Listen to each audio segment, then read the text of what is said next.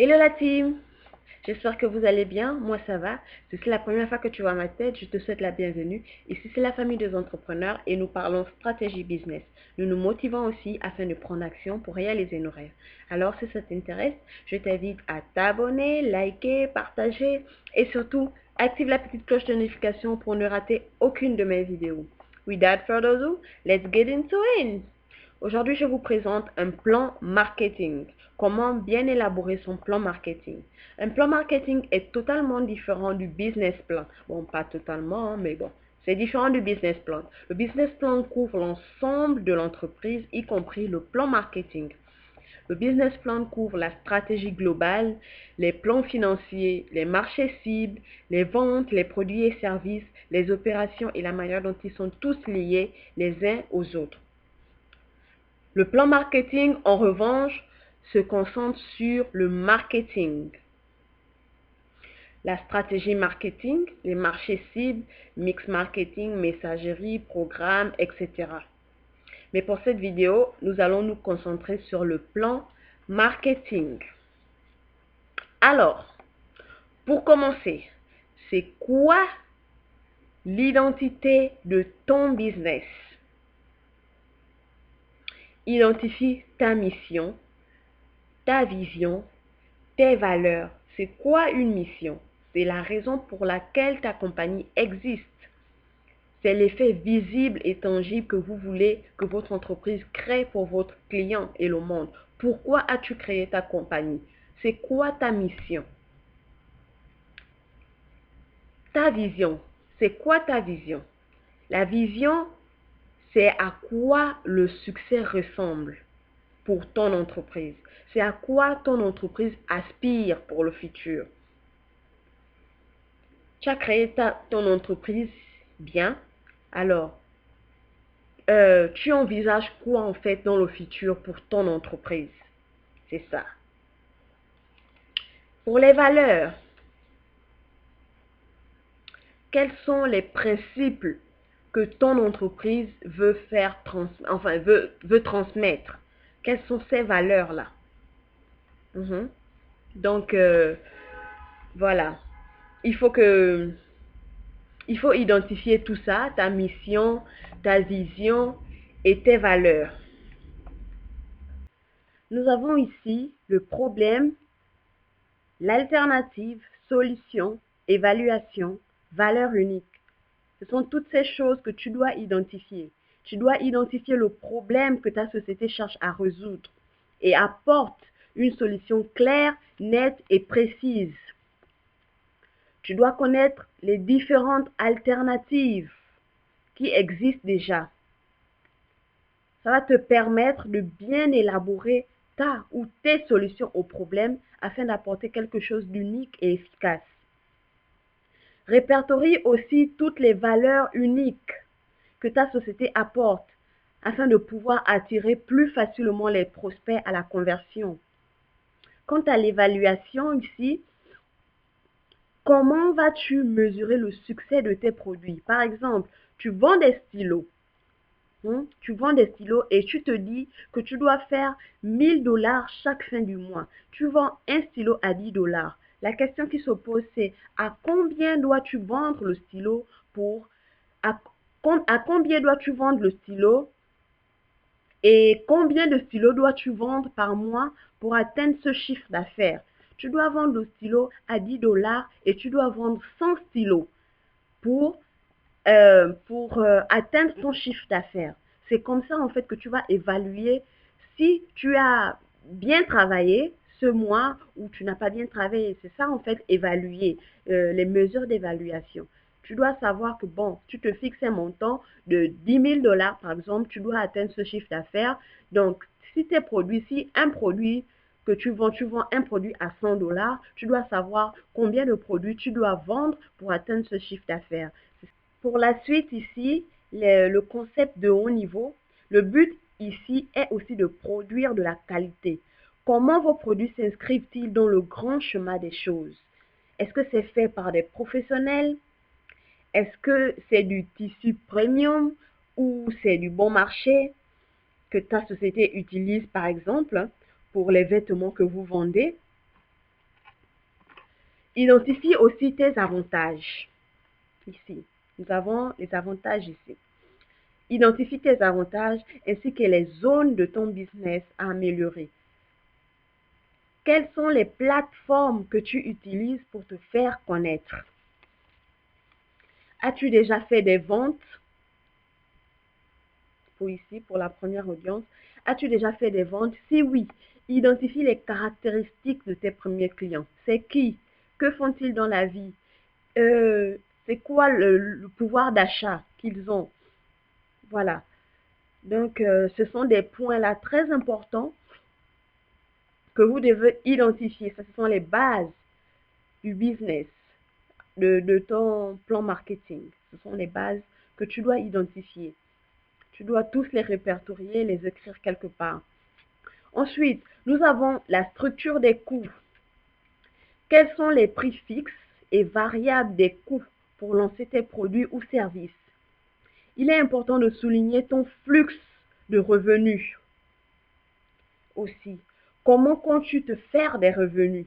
Le prix d'achat total de ta marchandise s'élève à 10 000 $. À combien souhaites-tu revendre ta marchandise pour te faire un bénéfice, etc. Ce sont des questions que tu dois te poser. Il est très important d'identifier tout ça, les écrire. Ça permet de voir plus clair concernant le management de ton entreprise. Ici, nous avons encore quelques questions à savoir le nom de l'entreprise, l'équipe de direction marketing, le siège emplacement des locaux, problème, solution, bon, voilà. Analyse du MOF. C'est quoi une analyse MOF? Ok. Euh, c'est quoi, c'est quoi une analyse MOF? MOF, menace, opportunité, force, faiblesse. Menace, quels sont les obstacles du développement de ton entreprise? Qui sont vos concurrents? Quels facteurs changeants peuvent menacer la position de ton entreprise? Quelles sont les opportunités? Quels changements dans la technologie, par exemple, les politiques et les modèles sociaux peuvent être une opportunité de croissance pour l'entreprise? Quelles sont vos forces? Que fais-tu de mieux par rapport à la concurrence? Quelles sont vos faiblesses? Dans quel domaine peux-tu t'améliorer? Quelles choses la concurrence font-ils mieux que toi? Donc, tous ces aspects-là, tu dois les écrire et les connaître. Il est très important de bien élaborer son plan marketing d'une telle façon que ça va te permettre de t'améliorer et de bien gérer ton entreprise. Donc, nous avons ici les initiatives du business. Ici, nous avons un nom de la compagnie, c'est un exemple, nom de la compagnie a l'ambition de marquer vos buts. Pour y arriver, notre équipe marketing s'attelera à point, point, point. Vous marquez vos initiatives marketing en combien de temps, par exemple. Voilà. Donc, quelles sont les initiatives que ton business va prendre afin de réaliser ton ou tes buts? Ici, nous avons par exemple le but d'augmenter le classement du site web sur Google. Nous voulons être référenciés lors d'une recherche faite. Alors, qu'est-ce qu'on doit faire pour y arriver? Comme initiative marketing, pour réaliser notre but, comme initiative marketing, on peut travailler sur la construction d'un blog. On peut travailler sur la construction d'un blog, écrire plusieurs articles. Lorsque une recherche sera faite sur Google concernant un sujet que nous avons déjà traité sur notre blog, il y a de fortes chances que nous soyons référenciés, par exemple. Et voilà. Donc ici, pour les mesures d'évaluation, on en a déjà parlé, les mesures d'évaluation, comment mesurer le succès de ton entreprise concernant notre but ici qu'on a d'augmenter le classement de notre site internet sur Google. Et notre initiative à ça, c'est de créer un blog. Et comment mesurer ce succès? On va par exemple se dire que bon, par mois, on doit avoir minimum 50 000 visiteurs par mois pour 10 posts, par exemple. Donc, c'est ça en fait ici, les mesures d'évaluation.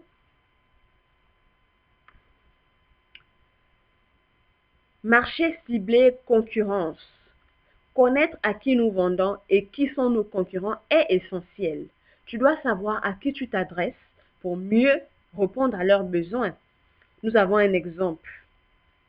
Juste pour comprendre l'idée, hein, je ne vous demande pas de connaître tous les noms de vos clients. Voilà. Donc, vous avez le nom de l'acheteur, l'âge, enfin, ou la tranche d'âge, ce qu'il fait, passe-temps, challenge personnel, etc. Son pouvoir d'achat aussi, hein. Il est très important de connaître le pouvoir d'achat parce que c'est en fonction du pouvoir d'achat que tu vas fixer aussi tes prix, hein. Si vous voyez que Louis Vuitton ou quelle autre marque là, des grandes marques là, ils savent à qui ils vendent. Euh, ils ne s'adressent pas, par exemple, à quelqu'un qui vend, comment dire, qui vend, je vais dire quoi, des bonbons, par exemple, hein. Donc, il sait à qui il s'adresse. Il sait que il s'adresse à des personnes qui ont un grand pouvoir d'achat. Donc, ici, ça donne, par exemple, ici, on va l'appeler Julie, l'acheteur. Julie, âgée de 15 ans, par exemple. Elle est lycéenne et elle a pour passion l'écriture et son challenge est de devenir écrivaine. Donc, tu vends des stylos. Du coup, tu dois connaître à qui tu vends. Tu vends aux élèves, tu vends aux professeurs, tu connais les tranches d'âge. Bon, les élèves, voilà, il y a des élèves du primaire, il y a des élèves du secondaire, il y a des élèves à l'université. Donc, tu connais les différentes tranches d'âge. De même pour les professeurs. Ici, le problème qui se pose, c'est que l'encre des stylos, enfin, le problème est que l'encre des stylos finit, tu vois. Donc, toi, ta solution, tu proposes des stylos avec une encre intarissable, ce qui te rend unique d'ailleurs. Tu apportes la solution à ce problème d'encre. Les élèves ont pour challenge de finir le devoir en 2 heures. S'ils ont s'ils ont un stylo avec l'encre qui tarit, ils se retrouvent en plein milieu d'examen avec un stylo qui n'écrit plus. C'est un frein à la réussite de leur challenge. Donc, c'est pourquoi ici, on parle de tout ça. Voilà. Donc, c'est important, en fait, de connaître à qui tu t'adresses, à qui tu vends. C'est comme on dit, hein, pour mieux attaquer son ennemi, il faut, le meilleur moyen, c'est de le connaître. Au moins, tu sais que, bon, tu sais où frapper. Voilà. Donc, ensuite, nous avons la concurrence. Vous devez connaître les points forts de la concurrence. Vous devez connaître aussi leurs points faibles. Euh, Leurs points forts, vous pouvez les garder ou les améliorer. Par contre, leurs points faibles, vous pouvez travailler dessus. Ça va vous permettre aussi de vous démarquer. C'est aussi un bon avantage.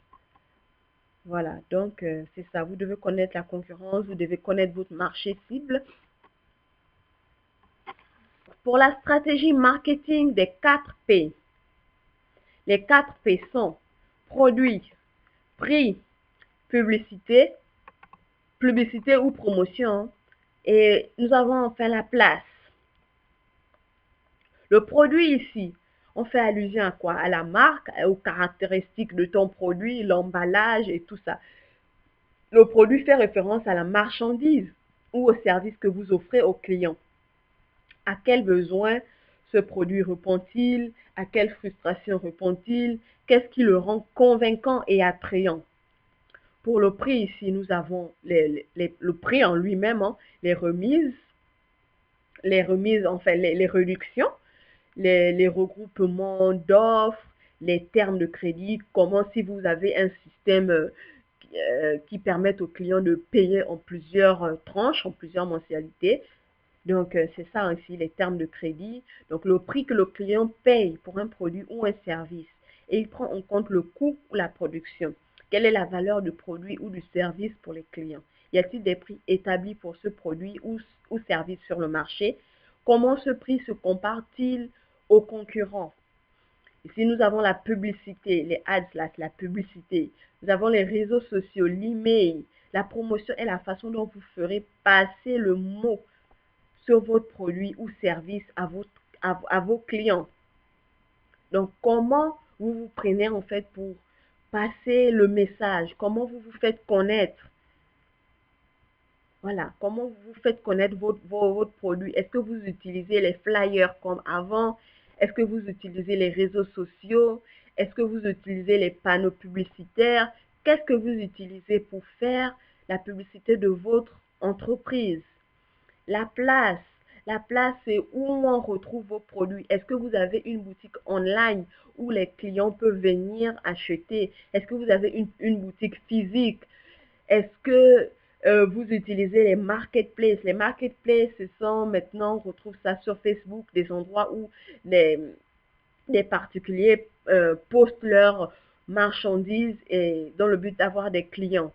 Donc, c'est c'est où se situe en fait l'endroit où on peut avoir vos produits. Donc, c'est ça. Tout ça, vous devez connaître ça. Vous devez marquer ça quelque part. Voilà, pour bien élaborer votre marketing plan. Le budget du marketing liste toutes les dépenses que vous, que vous auriez à faire en fait pour votre marketing. Facebook Ads, bon, Facebook publicité, Instagram la publicité, événements ici, désolé, je l'ai écrit en anglais, c'est événements, les divers, vous pouvez avoir les panneaux publicitaires par exemple, les flyers et j'en passe. Vous avez Google Ads, enfin, euh, donc quoi dépensez-vous pour faire la publicité de votre business. Si vous optez pour les flyers, combien les flyers vous coûtent? Si vous optez pour la publicité de Facebook, combien la publicité de Facebook vous coûte? Donc tout ça aussi, vous devez connaître le budget de votre marketing.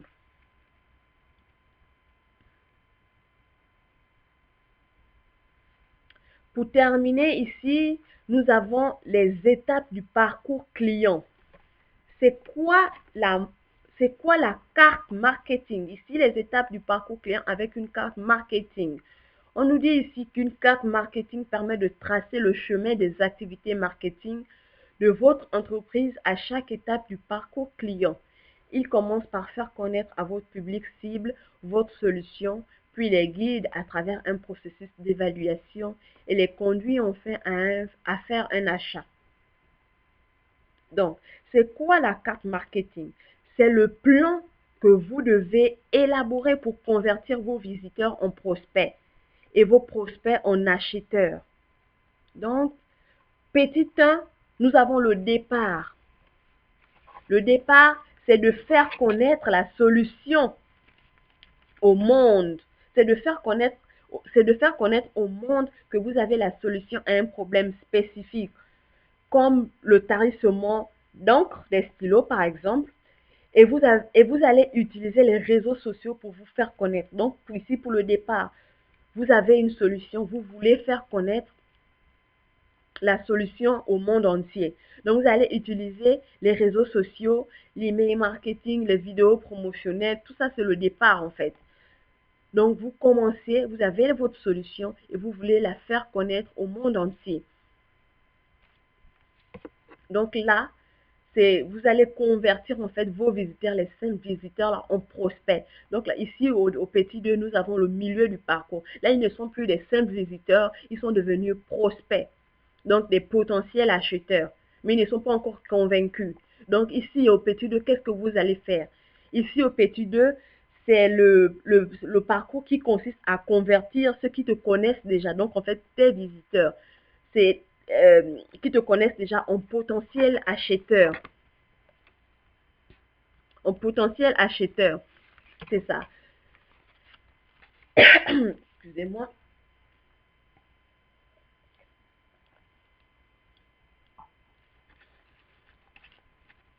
Donc, qu'est-ce que vous allez faire ici au milieu du parcours? Vous allez opter pour les réductions, par exemple, les offres exclusives, les essais gratuits ou les événements. Tout ça peut vous aider, peuvent les aider, autant pour moi, à se décider de devenir acheteurs. Donc, ils sont des visiteurs au départ. Quand ils arrivent à ce niveau-là, ils sont prospects, donc ils sont potentiels acheteurs. Qu'est-ce qui peut les motiver à passer à l'action. Par exemple, vous avez une réduction ou un essai gratuit. Donc, ils tombent sur un produit. Ah, c'est essai gratuit. Ok, ils sont déjà prospects. Ils tombent sur un essai gratuit. Et du coup, ça leur plaît. Ils vont dire que bon, je vais pousser un peu plus loin et je vais acheter le produit. C'est ça. Donc, une réduction, par exemple, que oh, normalement, le prix, c'est 100 $. Et là, on a une réduction, donc on a le produit, c'est maintenant 50 $. Ils sont déjà de potentiel, mais il faut quelque chose, un déclencheur en fait. Et les réductions, les offres exclusives, les essais gratuits, les événements, tout ça peut aider. Voilà. Enfin, ici au petit 3, nous avons la prise de décision d'achat éclairée. Ils sont convaincus et ils passent à l'action. Donc là, il n'y a plus rien à faire. Ils ont été convaincus de l'essai gratuit. Ils ont été convaincus en fait. Donc, ils ne sont plus prospects et ils passent maintenant à acheteurs. Donc, voilà. Ici, nous avons les démonstrations, les avis clients, histoire à succès, les fiches comparatives, tout ça là, voilà. Déjà, cette vidéo vient à point nommé en fin d'année où nous devons faire une rétrospection de l'année qui s'achève et planifier l'année qui commence. C'est un bon moyen de planifier son marketing plan de 2021. Fixe-toi, fixe le chiffre d'affaires que tu aimerais atteindre en fin 2021. C'est quoi ton chiffre d'affaires? Améliore les stratégies qui ont marché ou tu peux les garder. Hein. Améliore les stratégies qui ont marché durant l'année 2020 et, et revoir ou change complètement celles qui n'ont pas marché pour l'année 2020.